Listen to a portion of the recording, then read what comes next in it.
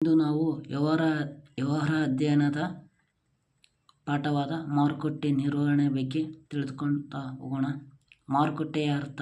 Latin ಭಾಷೆಯ ಮಾರ್ಕಟಸ್ ಎಂಬ ಪದದಿಂದ ಈ ಮಾರುಕಟ್ಟೆ ಪದ ಬಂದಿದೆ. ಇದರ ಅರ್ಥ ವ್ಯಾಪಾರ ಅಥವಾ ವ್ಯಾಪಾರದ ಸ್ಥಳವಾಗಿದೆ.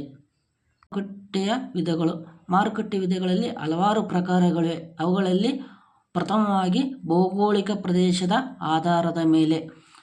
ಒಂದನೇದ್ದು ಅದರಲ್ಲಿ ಭೌಗೋಳಿಕ ಪ್ರದೇಶದ ಆಧಾರದ ಮೇಲೆ ಒಂದನೇದ್ದು ಯಾವುದಂದರೆ ಸ್ಥಳೀಯ ಮಾರುಕಟ್ಟೆ. ಸ್ಥಳೀಯ ಮಾರುಕಟ್ಟೆ ಎಂದರೆ ಸಾಮಾನ್ಯವಾಗಿ ಒಂದು ಸ್ಥಳೀಯ ಪ್ರದೇಶದಲ್ಲಿರುವಂಥ ಮಾರುಕಟ್ಟೆಯಾಗಿದೆ. ಎರಡನೇದು ಪ್ರಾದೇಶಿಕ ಮಾರುಕಟ್ಟೆ ಎಂದರೆ ಒಂದು ಪ್ರದೇಶಕ್ಕೆ ಮಾತ್ರ ಸೀಮಿತವಾಗಿರುತ್ತೆ. ಅದನ್ನು ನಾವು ಏನಂತೀವಿ? ಪ್ರಾದೇಶಿಕ ಮಾರುಕಟ್ಟೆ. ರಾಷ್ಟ್ರೀಯ ಮಾರುಕಟ್ಟೆ ಅಂದರೆ ಒಂದು ದೇಶದ ಒಳಗೆ ನಡೆಯುವಂಥ ಮಾರುಕಟ್ಟೆಯನ್ನು ನಾವೆಂತೀವಿ? ರಾಷ್ಟ್ರೀಯ ಮಾರುಕಟ್ಟೆ ಅಂತೀವಿ. ನಾಲ್ಕನೇದ್ದು ಅಂತಾರಾಷ್ಟ್ರೀಯ ಮಾರುಕಟ್ಟೆ ಅಂದರೆ ಹಲವು ದೇಶಗಳ ನಡುವೆ ನಡೆಯುವಂಥ ವ್ಯಾಪಾರವನ್ನು ನಾವೇನಂತೀವಿ? ಅಂತಾರಾಷ್ಟ್ರೀಯ ಮಾರುಕಟ್ಟೆ ಅಂತೂ ಕರೆಯುತ್ತೇವೆ. ಸರಕುಗಳ ಆಧಾರದ ಮೇಲೆ ಮಾರುಕಟ್ಟೆ. ಸರಕಿನ ಮಾರುಕಟ್ಟೆ, ಹಣಕಾಸಿನ ಮಾರುಕಟ್ಟೆ, ಬಂಡವಾಳ ಮಾರುಕಟ್ಟೆ.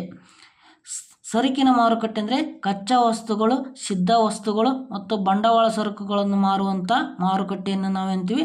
ಸರಕಿನ ಮಾರುಕಟ್ಟೆ ಅಂತೀವಿ. ಹಣಕಾಸಿನ ಮಾರುಕಟ್ಟೆ ಅಂದರೆ ಏನಿಲ್ಲ, ಲೇವಾದೇವಿ ಮಾರುಕಟ್ಟೆ, ಬ್ಯಾಂಕ್ಗಳು ಇವು ಹಣಕಾಸಿನ ಮಾರುಕಟ್ಟೆಗೆ ಉದಾಹರಣೆಗಳಿವೆ.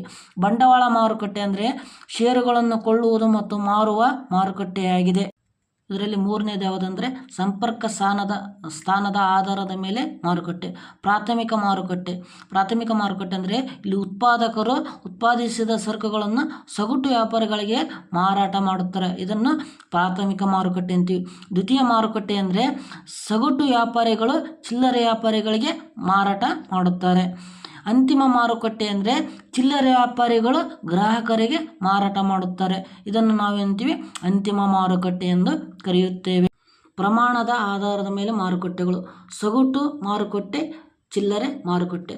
ಸಗಟು ಮಾರುಕಟ್ಟೆ ಅಂದರೆ ಉತ್ಪಾದಕರು ದೊಡ್ಡ ಪ್ರಮಾಣದಲ್ಲಿ ಸಗಟು ವ್ಯಾಪಾರಿಗಳಿಗೆ ಮಾರಾಟ ಮಾಡುವಂಥ ಮಾರುಕಟ್ಟೆಯನ್ನು ನಾವೆಂತೀವಿ? ಸಗಟು ಮಾರುಕಟ್ಟೆ ಅಂತೀವಿ. ಚಿಲ್ಲರೆ ಮಾರುಕಟ್ಟೆ ಅಂದರೆ ಉತ್ಪಾದಕರು ಸಣ್ಣ ಪ್ರಮಾಣದಲ್ಲಿ ಬಳಕೆದಾರರಿಗೆ ಮಾರಾಟ ಮಾಡುವಂಥ ಮಾರುಕಟ್ಟೆಯನ್ನು ನಾವೆಂತೀವಿ? ಚಿಲ್ಲರೆ ವ್ಯಾಪಾರ ಮಾರುಕಟ್ಟೆ ಎಂದು ಕರೆಯುತ್ತೇವೆ. ಸಾಂಪ್ರದಾಯಿಕ ಮಾರುಕಟ್ಟೆ ಮತ್ತು ಅಸಾಂಪ್ರದಾಯಿಕ ಮಾರುಕಟ್ಟೆ. ಸಾಂಪ್ರದಾಯಿಕ ಮಾರುಕಟ್ಟೆ ಅಂದರೆ ಏನಿಲ್ಲ, ಎಲ್ಲ ವಸ್ತುಗಳನ್ನು, ದಿನನಿತ್ಯ ವಸ್ತುಗಳನ್ನು ನಾವು ಹೋಗಿ ಒಂದು ಸ್ಥಳದಲ್ಲಿ ಕೊಳ್ಳುತ್ತೇವಲ್ಲ, ಅದು ಸಾಂಪ್ರದಾಯಿಕ ಮಾರುಕಟ್ಟೆ. ಅಸಾಂಪ್ರದಾಯಿಕ ಮಾರುಕಟ್ಟೆ ಅಂದರೆ ಏನಿಲ್ಲ, ಒಂದು ನಿರ್ದಿಷ್ಟವಾದ ಸ್ಥಳ ಇರುವುದಿಲ್ಲ, ನಾವು ಎಲ್ಲಿ ಬೇಕಾದರೂ ಮಾರಾಟ ಮತ್ತು ಕೊಳ್ಳುವಿಕೆಯನ್ನು ನಡೆಯುತ್ತದೆ.